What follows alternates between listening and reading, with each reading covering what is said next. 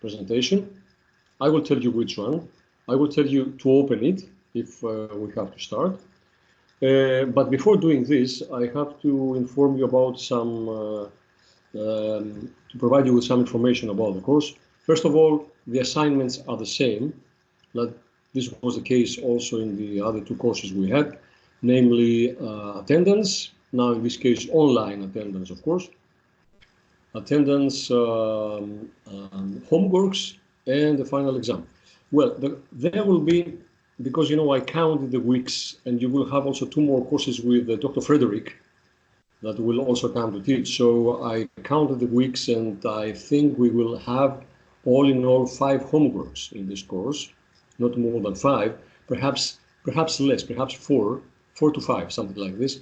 It depends, you know, also the dates that Dr. Frederick will also hold his exams. I don't know the dates yet. So there will be homeworks anyway, 4 or 5 homeworks, and there will also be, of course, a final exam. And we will set the date of the final exam before closing the course online, okay? We have to set the date. The final exam, of course, will be anyway in the same mode like the other ones too, the last semester, meaning take home and open book exam. So the final exam won't be a problem at all. There won't be an exam in the class. Only the classes now will be online. Otherwise, everything else is take home, okay? The homeworks and the final exam. What else? I have some general information regarding the program. The first thing is, I made some notices on my calendar. The first thing is, I was asked by the University of Düsseldorf to provide them with your email addresses. I provided them with your email addresses, and you will be receiving sometime in early April an email by the lady who is responsible at the University of Düsseldorf, and she will kick off the process of selection. She will first inform you about the whole process. You will be receiving an email by her in early April informing you about the whole process until July, the end of July, when the interviews will take place, okay? So you will be receiving soon, very soon, in 3 weeks approximately, 3.5 weeks, an email informing you about the process ahead. About the applications you have to submit to Düsseldorf and everything. So now I can delete it from my calendar. This is the information I have to provide you with. And before closing this course, not today, but before closing this course, I will provide you with some information about the final stage of selection, which is the interview to take place in late July. So I have a note on my calendar, and before closing the course, it will be the last point of the course. I will provide you with some information so that you can better. Okay, Maher, no problem. So you can prepare yourself better, appropriately, in view of the interviews to take place in late July, okay? And I think, by the way, I will explain you more, but just a general comment to that. I think the interview to take place in late July is the most decisive stage of selection. And you have to be well prepared, okay? But I will provide you with information about the interviews before closing this course. Okay, now, what else? You will have 2 more courses. Okay, you will have 2 more courses with Dr. Frederick. The one course is, there was one more thing I wanted to say. What was this? Well, anyway, 2 more courses with Dr. Frederick. The one is about, in the end of March, is the first one, I guess, I think, if I remember well, about European foreign relations. And the last one will be one more course by him and the last course of the program in general will be the course on European integration theories or integration theories. Integration theories, of course, focused on European integration. And this is a course you have to specifically take care of.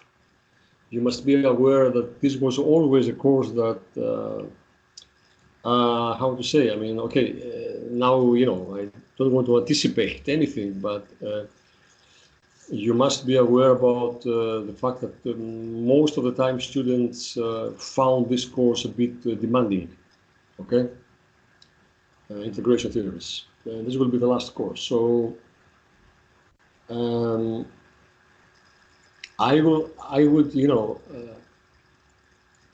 I just remind you what expects you in this semester in order to prepare yourselves in a good way and to give your best and to be successful in all courses. Because, by the way, in order to participate in the interview, you must be successful in all courses of the program. Otherwise, you cannot be nominated to the interview. This is why, you know, I somehow prepare you about work to be done during the whole semester, not only regarding my course, but also regarding the 2 other courses you will have in this semester. There was one more tiny thing I think to say, to add, but I don't remember now. I don't think that it was something very important. Anyway, well, I guess you don't have any question. You can write down if you have a question. Okay, no questions. So we can proceed. We can proceed with, well, let's start the course actually. We have, okay, today, again, this will be something, a general introduction, or, you know, we have to proceed step by step. This is not an easy way, you know, to teach, to be honest. Just to sit around and, you know, look at the screen and the speaking. It's not an easy way. But anyway, we have to go through it now. Today, as I told you, the email I sent you, the message I sent you, we will have a session of 1 hour. This is just the beginning of the course today, and we will see how this proceeds. How tiring is that to you and to me too? So this is why only 1 hour today, and then we will see, okay? If we will have next day 2 or 3 hours, I don't know, with a break perhaps. But now let's start the course as such, and I would like to ask you to open on your laptops one of the presentations I sent you, namely the presentation under the title, Whatever the Weather, We Must Move Together. First basic presentation. This is the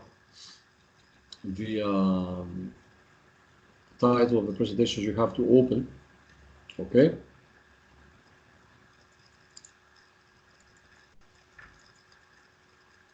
Well, you can see on the first slide, okay, thank you. Yeah, please, you know, if I ask you to do something, you can only write messages or, you know, intervene this way if you have problems. If everything is okay, you have not to confirm, okay? Because otherwise, you know, I have to wait until all 18 students confirm that the presentation is running. So if this works well, you have not to confirm. If you have problems and we have to wait a bit until something is done, just write down a message. Okay, thank you. Now, I guess now, yes, my hair. Okay, thank you. Okay, well, I guess you opened, you have on your screen the first slide. Okay, now I have the whole presentation before me. Whatever the weather, we must move together. And this is actually a poster I was lucky to find a poster created by the Economic Cooperation Administration, an agency of the US. You can see the comment under this poster. An agency of the US government to promote the Marshall Plan in Europe after World War II. Actually, this is the very beginning of European integration. And the very beginning of European integration in terms of the Marshall Plan, in terms of the US aid, so to say, the US aid for Europe after the destruction on the continent caused by World War II, second. In my eyes, this is the very beginning of economic integration, of European integration in general, based on, especially on economic integration. I will get to this, back to this point of economic integration. I think I will get back to that by the end of this course on the basis of the third presentation I sent you, this frame presentation discussion about the relationship between democracy and free market. To add some more, to provide you with some more comments on that. But anyway, I mean, you remember during the or from the EU law course that still today, although you know, the Maastricht Treaty established a European Union, a political union, okay? But during the EU law course, we have been discussing about the fact that the European Union actually is still today an economic union at first place. Just because, you remember, just because the single market is the biggest and more integrated policy area of the EU. So we can thus argue that the European Union is basically still today an economic union. Okay? I think somebody wrote something, or I don't know. Anyway. Well, and this is the flag. I mean, this poster contains the flags of the countries that received the money from the Marshall Plan. The internet signal is weak, and then the voice isn't clear sometimes. Okay. You cannot listen me well because I think my microphone is loud enough. Where's the microphone? No, the microphone is here. No, speakers. Okay. Yeah, it is loud enough. I mean, okay, thank you. Okay. It is loud. I mean, it is loud enough. Okay, I will continue. Yes, camera's off. Yes, if the internet connection is not good, then video is not a good idea. You have to switch off video. Camera, not video, camera. Okay, well, now you can see on this poster the flags of the countries that received money from the Marshall Plan, and this is indeed the beginning of a closer cooperation. You know, this Economic Cooperation Administration, which was responsible to distribute that money coming from the US, is actually some 7 years, or 5 to 7 years before the establishment of the European communities.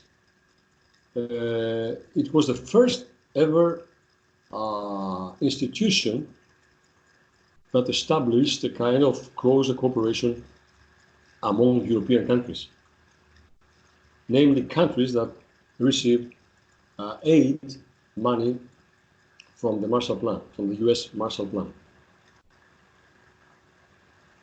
Let's go to the second slide. Well, now here, by the way, I cannot read the slide because there is Okay, okay. I can remove the picture of Skype because there was a small window of Skype on the slide. Okay, I removed it. Okay, well, good. Well, next slide, slide number 2. Okay. Now, this presentation here is an overview of economic integration from 1945 to date. Okay, it is a overview regarding everything connected to economic integration specifically. You will, of course, realize that some things are already discussed in the other courses. Introduction to the EU law. You will realize that there are things that overlap with the knowledge you always acquired through the other courses. But okay, this is not a problem at all. Why not? I mean, you have to sometimes to refresh your knowledge. But anyway, this course and these slides focus more on economic integration. This is the specific character of the slides here.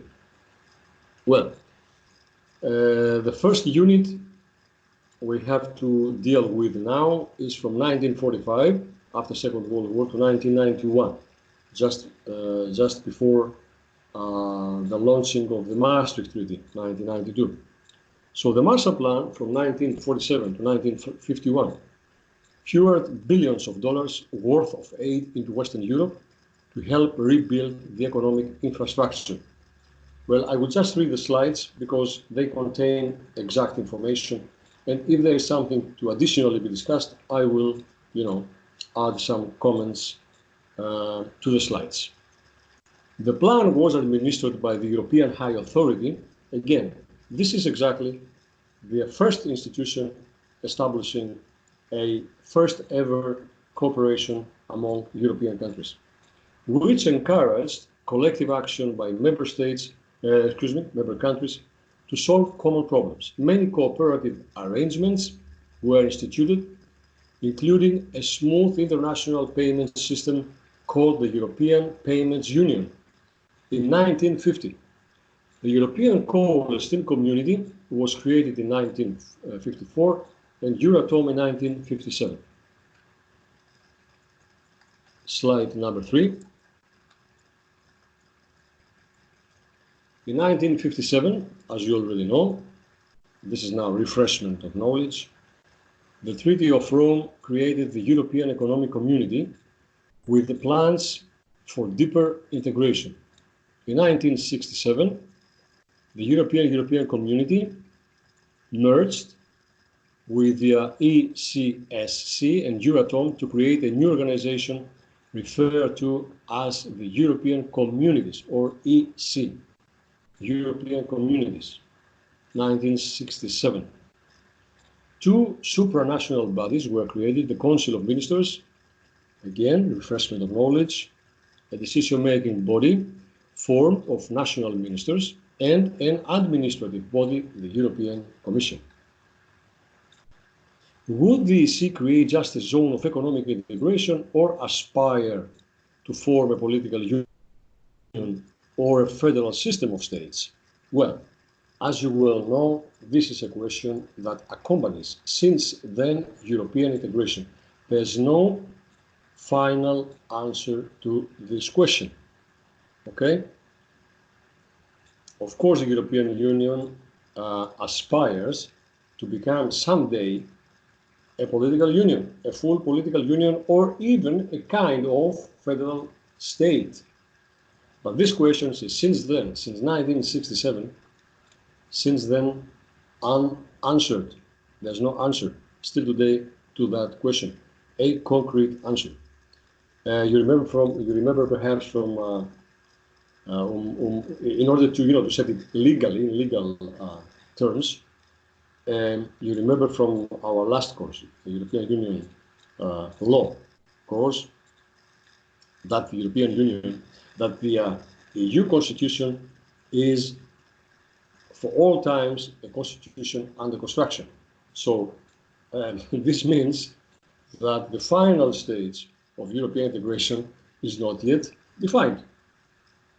So in the 1970s now, problems of expansion involve deciding when and how to admit new members. Now, of course, if we now were in the class, I would ask you which new members in the 70s, and just because you are now own specific knowledge and you are good students, you would answer in the class that these two new states have been in the 70s, first the United Kingdom and then Denmark, right? And Ireland, of course, Ireland too.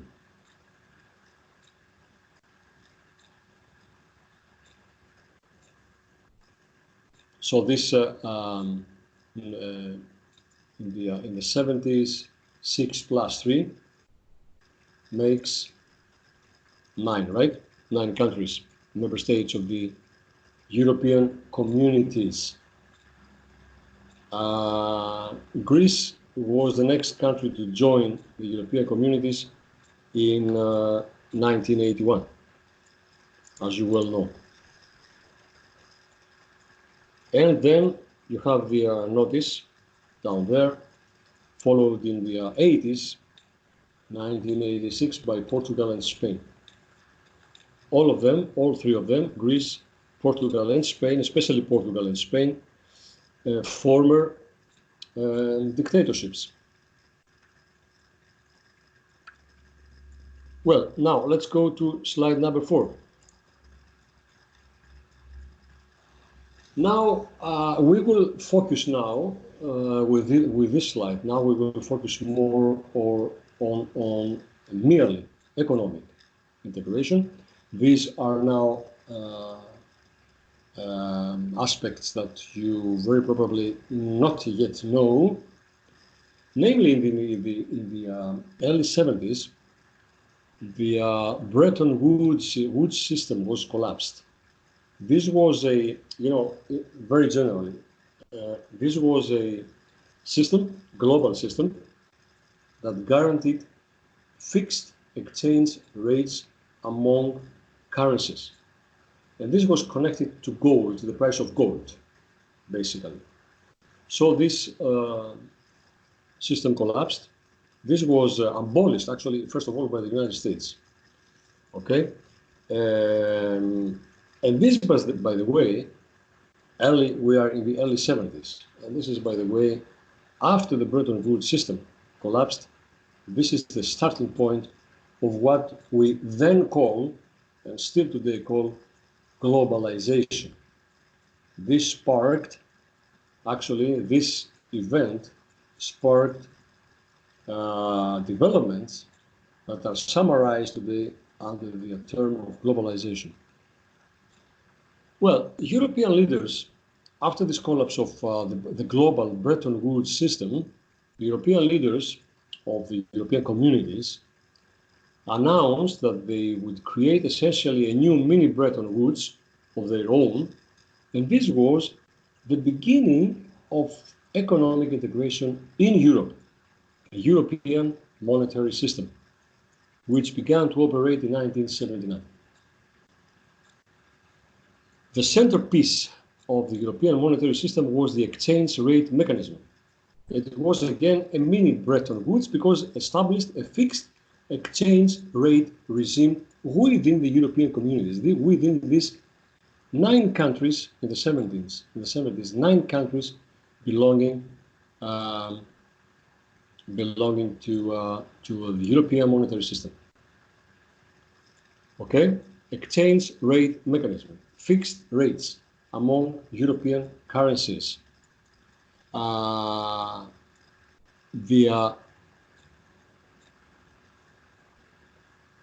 This system defined each currency's central parity against a basket of currencies, the so-called EQ, European Currency Union. The EQ is the precursor of the euro. It is the first attempt to unify, to establish a kind of common currency. Okay. Now let's move to slide 5, please. Open slide 5. Now we move step by step to more and more integration in the economic field, in the European economic communities, or European communities now, but still economic ones, right? This was the centerpiece of integration in Europe until Maastricht, economy and the market. Well, in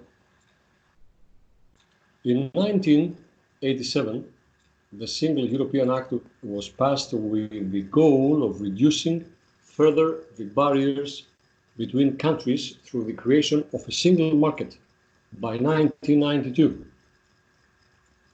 Well, refreshment of knowledge, Single European Act of 1987. But what happened, suddenly happened, actually, nobody was expecting this. I still remember, I was actually still a graduated student at the time, and this was it was a surprise to everybody. In 1989, the Soviet Union collapsed. Communism collapsed, and communist rule in Eastern Europe came to an end.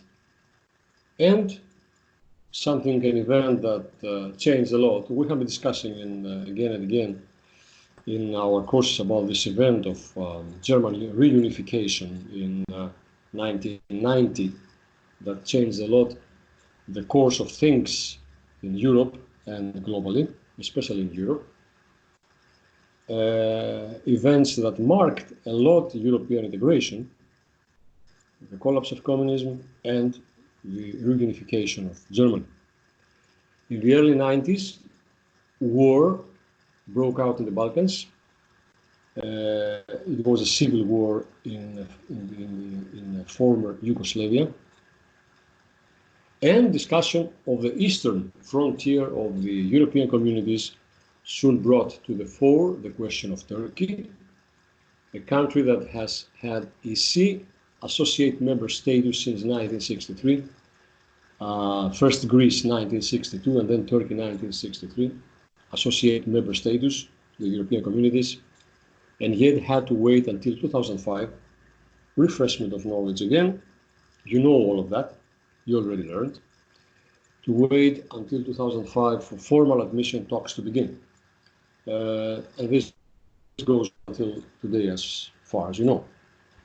And this is, again, this is also a kind of open-end process, but will have finally happen with Turkey and the EU. Well, okay, now let's move please to, this is slide number 5, now slide number 6. Now again, a refreshment of knowledge again, the grandest treaty to date, the 1991 Treaty on European Union, or the Maastricht Treaty, gave DC a new name, the European Union, or EU, and created a notion of EU citizenship.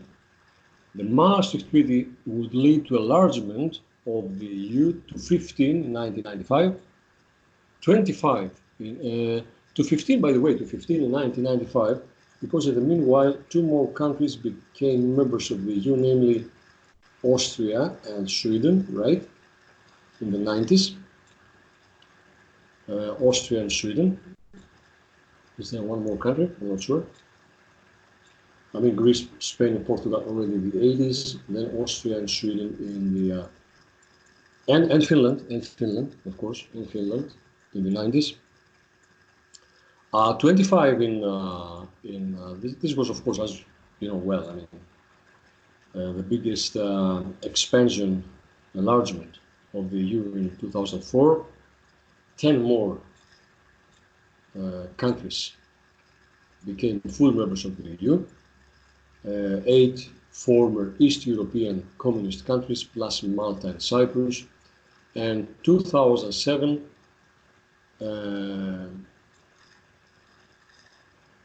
two more countries, actually not 2007, 2008, because there was a postponement of for 1 year for Bulgaria and Romania to join the EU because of corruption problems. And finally, 2013, the latest country to become full member was Croatia. Now, of course, back again, since January this year, the EU counts again, of course, 27 countries because the United Kingdom just left 30 or 31, I don't remember well, I think 30. The United Kingdom just left the EU. Well, one more element, one more aspect you also well know, of course, is the 1993 formulated Copenhagen criteria that provided formal conditions for new members wanting admission, such as rule of law, human rights, democracy, and so on. And 1995, finally, the Schengen Treaty that established a zone for the free movement of people. By the way, please, not free movement of workers. This is more strictly regulated. It's only about free movement of people in terms especially of border controls. Okay, this is something different. You should not confuse that with the free movement of workers, which is strictly regulated. While Ireland and the United Kingdom opted out. Okay, the United Kingdom does not play any role anymore, but Ireland is still, not only Ireland, by the way, but also other countries like Cyprus, on which I'm right now, are not members of this treaty. By arriving on Cyprus yesterday, I had to show them my passport, right? Well, now let's move to slide. There's a continuation of this process, of this treaty process, I guess, on slide 7. Exactly. So, slide 7, please. The 1997 Amsterdam Treaty strengthened the rights of EU citizenship and the powers of the European Parliament. Now, we get back now to our specific focus on economic integration again, namely, the most ambitious part of the Maastricht Treaty was its economic element, by the way. The EU-wide goal of economic and monetary union. The Maastricht Treaty establishes for the first time, legally establishes a economic and monetary union, EMU. Still in power today. Still in power today.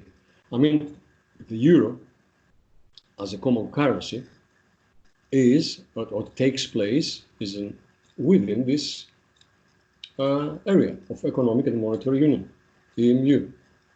Okay? Monetary union would propose a new currency. This was the plan, which is in the meanwhile realized. Namely, since 1999, we will see that on the following slides. Monetary union would propose a new currency, soon given the name euro, for the entire EU.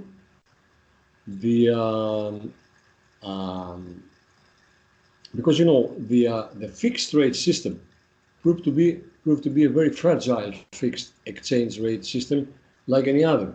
Its worst moment came in 1992 by accident, and this is tragical.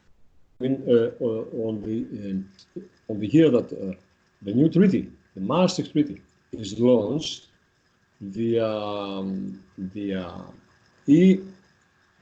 ERM that was, you remember from the last slides, that was launched in the 80s, this late 70s, establishing a fixed exchange rate for all European currencies. Yes, go back to the slide. It is just a moment. If you go back. is the exchange rate mechanism. In the frame of European monetary system, we have the European monetary system in 1979, and the centerpiece is the exchange rate mechanism. Fixed rates for all European currencies. So, and this, by the way, collapsed. In 1992, this collapsed. And you can see that on slide 7, right? Yes, exactly. We had a crisis. We had a crisis in this system, and several countries suffered exchange rate crisis, and their pegs broke. Now we should not go into more details regarding this, but this was this happened together with the launching of the Maastricht Treaty by accident, actually.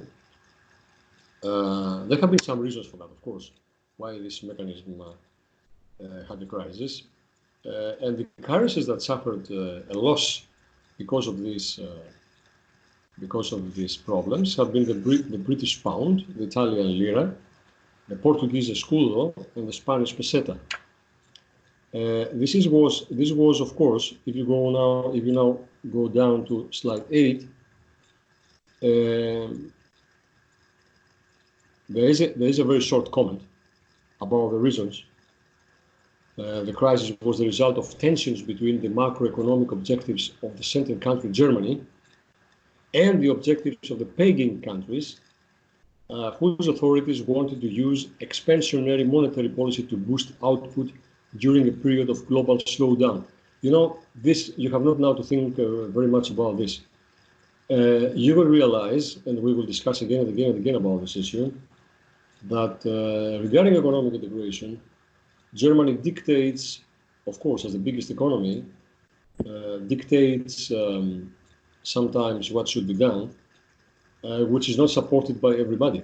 Okay, and this will be definitely the case, our discussion in the following days, if we have to discuss about the financial crisis, the euro crisis from 2010 to 2018.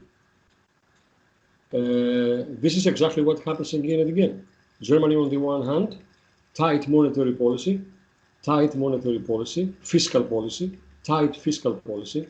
This is the German approach for all times, and by many other countries, especially now in the Eurozone, like Italy, for example. And by the way, Italy, and right now, many problems because of the coronavirus crisis. Italy suffers now more than any other European country under this let's say health crisis, okay, corona crisis, and discusses with the European Union. Rima, what's the problem? Is there any problem? Okay. And now Italy discusses again to use more expansionary monetary policy, so a more loose fiscal policy to finance losses caused by the coronavirus crisis in the country. So this happens again and again and again and again. And this will be discussed again during the in the frame of our discussion about the financial crisis in the euro crisis for 8 years, 2010-18. Anyway, but this is a permanent observation we make in the EU if it's about economic integration and fiscal policies, especially. Well, okay, we should not now focus that much on that crisis of fixed currency rates. We should just move now to slide 9, which is more important to be discussed, namely the launching of the Eurozone. Okay, 1999. So now, again, the Maastricht Treaty is launched 1992 with the final goal, now legally defined in the treaty, with the final goal to establish a common currency for Europe, named the euro. in the frame of the economic and monetary union. So in this frame now, in this legal frame now, in the 90s, I mean after 1992, what happens? The euro was launched in 11 countries on January 1st, 1999. Well, believe me, for European diplomacy in general and European affairs, launching a common currency within of only 7 years is something we have to honor, right? Because European diplomacy and European affairs is a very, very slow thing. It is a kind of snake that goes very, very, very slowly, needs time. You know that from our course on EU law, everything needs time to be decided, more time than perhaps in a real single state, which the EU surely not is.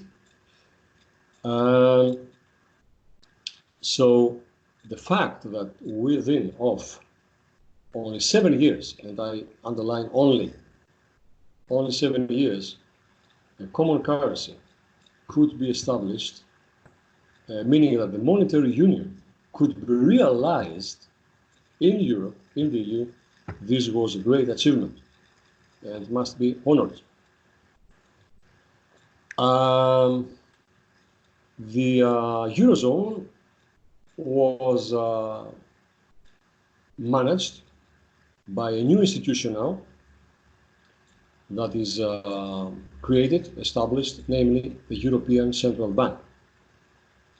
The European Central Bank, the ECB, took control of monetary policy in all Eurozone countries on that date from each national central bank. The national central banks still have responsibilities. Of course, we still have national central bank all over the EU, especially, of course, in the countries that belong to the Eurozone. They represent their country, by the way, the national central banks. I mean, the director of each national central bank represents his or her country in the ECB Council and still supervise and regulates her own country's financial system, of course. The euro immediately became the unit of account in the Eurozone, and a gradual transition took place. Euros began to enter circulation, and national currencies were withdrawn. This finally happened practically. Yes, that's right. But under the monitoring of the European Central Bank, okay? Otherwise, Greece would print a lot of euros during the crisis, and it would solve the crisis in another way. But this was, of course, not allowed. Okay, this is monitored and controlled by the European Central Bank. But of course, every country has to print its own banknotes. Okay, this is actually a technical thing. It's a question of production, nothing else. It's a technical question.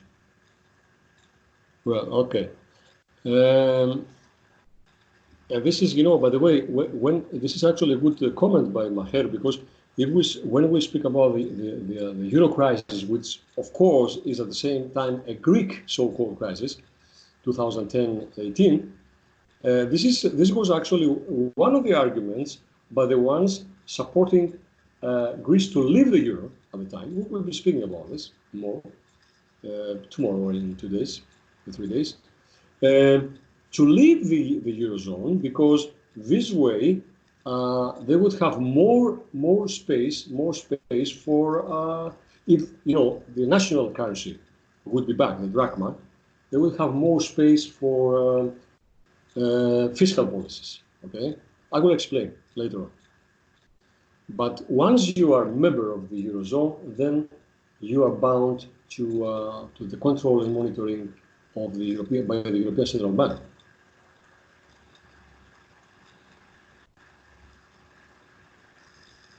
No, okay. I mean, this is now not the question we have discussed, because it leads us to very general considerations.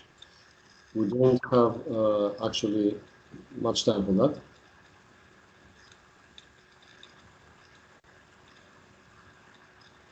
Well, okay. And by the way, a decisive aspect I was not speaking about. Okay, thank you, Mohammed. Thank you for your understanding. You know, otherwise we will get lost. You know, we have so many things to discuss. Uh, Alone on the basis of the slides, if we extend the discussion very much, then we would get lost really. One more thing that is not on the slide, and this is very decisive, by the way, is that 1999, the euro was launched in 11 countries, okay? 11 countries are the countries that with which the Eurozone starts, the monetary union starts. There was one more country that was admitted to the monetary union and to the Eurozone last minute admission, so to say, and it was in 2001, just 1 year before the launching, the real launching of the euro, and this country was Greece. Okay. Now, after all, there was a lot of discussion if the Greek government provided, because you know, in order to become, we will see that, of course, on this, on some slides. In order to become a member of the monetary union and a member of the eurozone, you had, of course, to fulfill some criteria, very strict economic criteria. And after Greece joined the eurozone, there was a lot of, and during the crisis, of course, after 2010, there was a lot of criticism against Greece because many economists, I mean, EU officials and politicians also across Europe, they believe that the Greek government at the time, 2000 provided wrong numbers so that they could be admitted to the Eurozone. Wrong numbers in terms of fulfilling the criteria without fulfilling them in reality. Well, you know, this is a big discussion. This was justified by the Greek government, that this was not something fake, but it was something legal, what was done at the time in order to fulfill the criteria. Okay, but this is a very general now, you know, discussion if this holds true or not. Anyway, this is a fact that 2001, the last country, 12th country, to begin with the monetary union and the eurozone and the euro as a common currency was Greece, admitted last minute in 2001. Now, you know, let me see what follows, because I'm afraid we have to close here. One more slide. Exactly. One more slide and we will close here today, because after that we have a new unit, namely what happens after the launching of the euro, okay? After 2002 or 1999. Well, now, summary. History shows that the countries of Europe have some deep tendency to prefer fixed exchange rates to floating rates. Most European countries have maintained pegged exchange rates against each other since the 1870s. This is a big tradition, by the way. It's a long tradition. It's not something new in European history. This preference to fixed exchange rates. It is a European tradition. The EU project has pushed forward a process of deep economic integration with major steps such as the EMU, the Economic Monetary Union, and the Schengen Treaty, bringing Europe closer to the ideal of a single market. But integration is partly political, not a purely economic choice. We will see more about that if it is about the launching of the euro. And I will anticipate a bit this discussion because, you know, it is bold, in bold letters and underlined in the end of the slide in order to prepare us for the discussion that follows now about the Eurozone, 2002 onwards. And what is the fact here is that, and this was exactly, I mean, if I cite the former president of the European Commission at the time, 2002, namely the former Italian Prime Minister, Mr. Mario Pronti, which was the president of the Commission at the time, 2002, during an interview on January 1st, 2002. This is the very day on which the euro was launched in the Eurozone. Mr. Pronti says, I cite, the euro is not economic at all. It's a political project. Okay? Well, we will discuss more about that during the next days. Well, now, I close now this presentation. Okay, we will stop here for today. I will get back to Skype. Okay, good. Now, my proposal is that we will continue the class tomorrow. We will not have a class on Friday. Okay, but my proposal is to have a class tomorrow too. Same time, 1:30. We will see for how long, 1 hour, 1.5, but not more than 2 hours. I don't think 2 hours. I think again 1.5 hours. Okay, good. Okay. You know, this is, I mean, this is not very, not late. Okay, thank you very much. Everybody agrees, I guess. Okay. Well, everything runs well. I really am very surprised about this, that everything runs well. Everybody attends and everybody's connected and the quality is good and everybody hears well. Yes, yes, thank you very much. So, yes, I did not accept that actually. What do you mean?